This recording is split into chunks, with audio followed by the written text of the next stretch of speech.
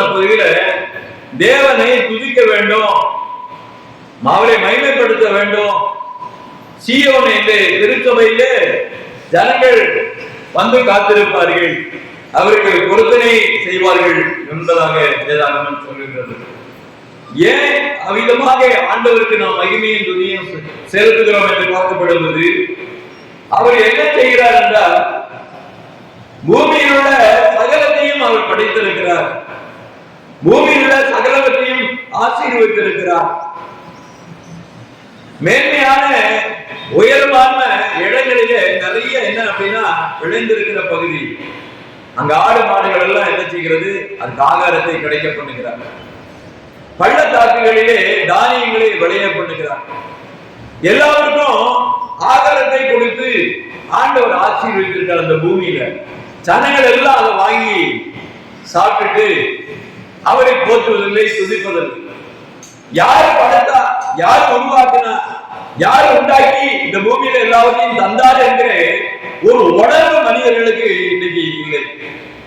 கொஞ்சம் பேர் தான் என்ன பண்றாங்க, இதெல்லாம் படைத்தவர் யார் என்கிற கேட்கிற ஒரு எண்ணத்தை வைத்திருக்கிறார்கள், தேடுகிற ஒரு சுவாபம் இருக்கிறது.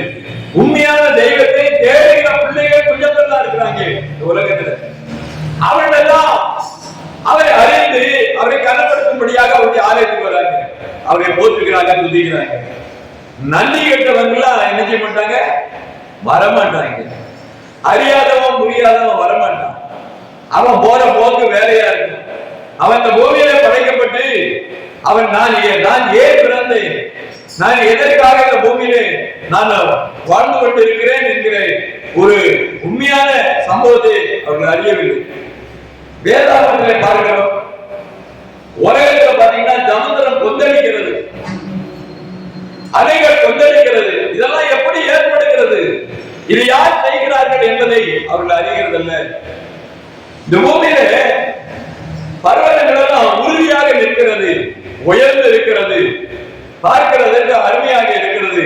இதெல்லாம் படைத்தவர் யார் என்கிற ஒரு சிந்தை மனிதர்களுக்குள்ளே இன்றைக்கு இல்லை என்பதாக நாம் பார்க்கிறோம்.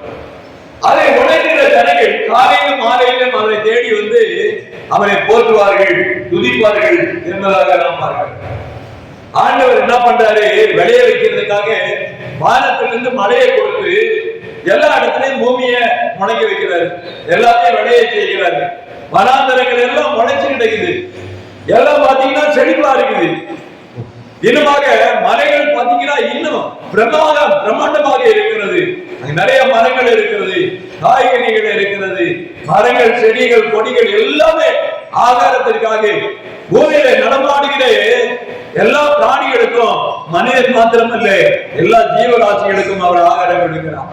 நிறைய பழவர்க்கங்கள் இருக்கிறது, நிறைய பறவைகள் போய் அதை பறந்து போய் அதை சாப்பிட்டு உண்டு மகிழ்கிறது என்பதை நான் பார்க்கிறேன். இப்படிப்பட்டு தேவன் பூமிக்கு தண்ணீரை வானத்திலிருந்து இறைத்து அதை முளைக்க பண்ணி அதை செழிக்க பண்ணி எங்கும் பசுமையாக இருக்கிறதை நாம் பார்க்க முடிகிறது.